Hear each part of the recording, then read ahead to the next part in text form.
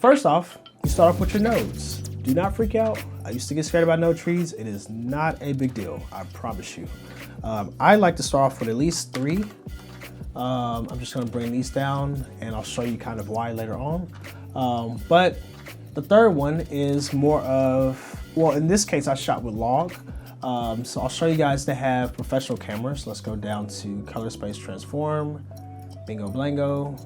Let's go down. I shot this on my Canon C200, so we will use Rec 709. Let's go to, and this is for input space. Input gamma, you want to put, I believe Canon log 3 is how it shoots. Notice you're starting to see some color come back.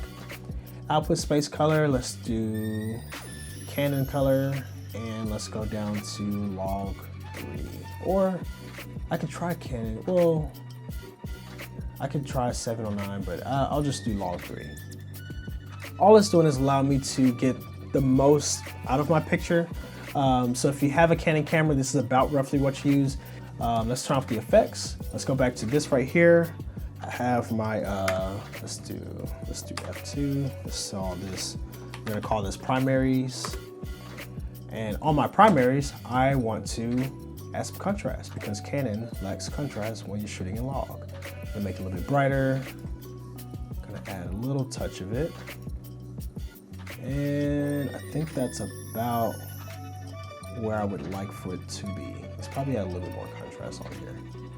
And to bring the life of it, you wanna use saturation. So let's bring out some saturation on here. Alrighty, let's see. So now we're kind of bringing out the colors, making it pop. Now granted, I could easily turn this node off and it will look a little bit different. So if you have a grade, if you don't have a grade, it's fine. But I can turn it off and get more details on it. For the sake of this video, I will get rid of that. That way you can see exactly what I'm doing. So again, I went in my primaries. Let me start from scratch. Let's start from scratch. I'm just adding in my contrast, adding my brightness, save you some time. Let's add in the, let's make it a little bit brighter. Let's pop in the contrast. Well, it's probably too much, but for a second video, we'll leave it this way. Usually 1.3 is the most I ever do for contrast. That's just a fun fact, but have your primary. So I got rid of logs so that if you don't have log footage, you can follow along. This is very, very easy. But on this particular thing, notice we have the color sticking out really, really nice. You can go right into here. Let's say that it's right around the color space that you want it to be, where it's just vibrant enough, not too dark, but it's missing something. It kind of wants to pop. We're going to make this our pop. And what we want to do is go to the curve section of it. And I like to use editable splines. Make sure this is checked. If it's not checked already, just double check it. Click at the end of this, and we're going to make this pop out a little bit more. Granted, this is blown out, but I'm just giving you guys an example.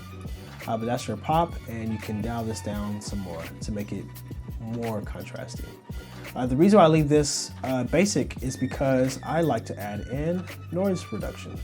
So if I zoom in, I don't know how much I can show you guys. Let's see.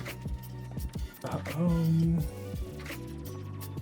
turn off the nose. No, you won't be able to see. So I don't know if you can really see. I guess I'll zoom into the thing, but it is quite noisy. Let me do this. So if you notice, it has a lot of noise inside the image right here. I want to get rid of that. So right over here is your motion effects. Don't know why I calls it that. Maybe because the noise moves around. That's very technical, but go into motion effects. I typically use it on 3 frames. I like for it to be on faster. If your computer cannot handle it, you can always, lower it.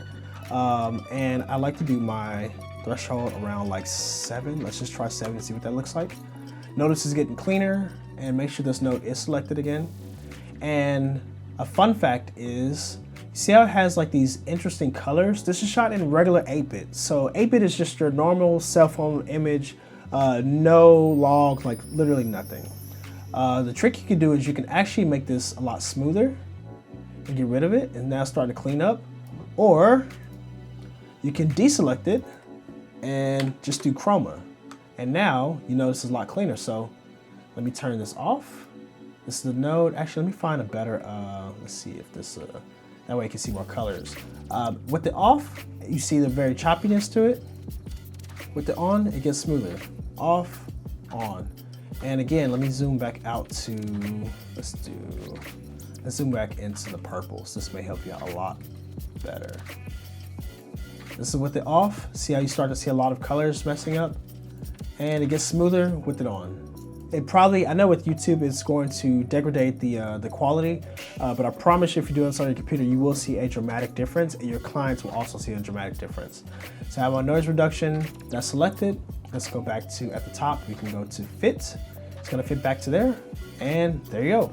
Very quick basic grade. Now, I'll show you something else. This is just a bonus tip. Let's deselect this right here. Let's take this off. Let's take you off. Let's bring it to the end. And we're going to do a very, very unique trick. So this is something I learned very, very recently. Now, granted, I love to color correct my own film and everything because there's a specific look that I like. And also for my clients that I work with, they want a specific look. But let's say you do not know how to color grade. Like you're not paying for the class, you don't know what to do, it's just too much for you, you don't want to deal with the nodes. Remember the noise reduction because that still matters regardless. I think you have to have noise reduction. I'm just gonna label this as NR. That way I remember it. But on the second tab, you can go right over to this little thing, which is a A. If you notice for cameras, cell phones, a lot of things are automatic. Notice this pops up as auto balance. Select it, and it may take a little while, and boom, there it is. There's it with the auto color grade. So this is without it. And this is what DaVinci did by itself. So you have your best friend inside of DaVinci. DaVinci is literally here to help you out. It is bringing in those colors to make it pop. And you can also still, if you really wanted to, you can still add your contrast and make it go a little bit further and go from there. But at least you have a base in terms of your color correction. So this is a bonus tip. Make sure you have the A selected. If you don't know color correction, this will literally save you so much time. And I just found this out, and I've been using DaVinci for about 4 years now. Literally did not know this was a thing. I did everything the hard way. So play around with this, get familiar with the color correction, and then dive deeper into like what I do and what a lot of other filmmakers do as well too is color correction, because you can get so detailed and really bring out a film look instead of just a digital look. So this is not at all bad, and I'm not bashing anyone if they do use this, but please dive deeper into it, and it will make your work look 10 times better. So yeah. Very quick color grade. Again, if I take all these things off, you had your primary, your pop. Those made a difference, but if you want to use the computer, press the A and AI will kick in. So yeah, that's it.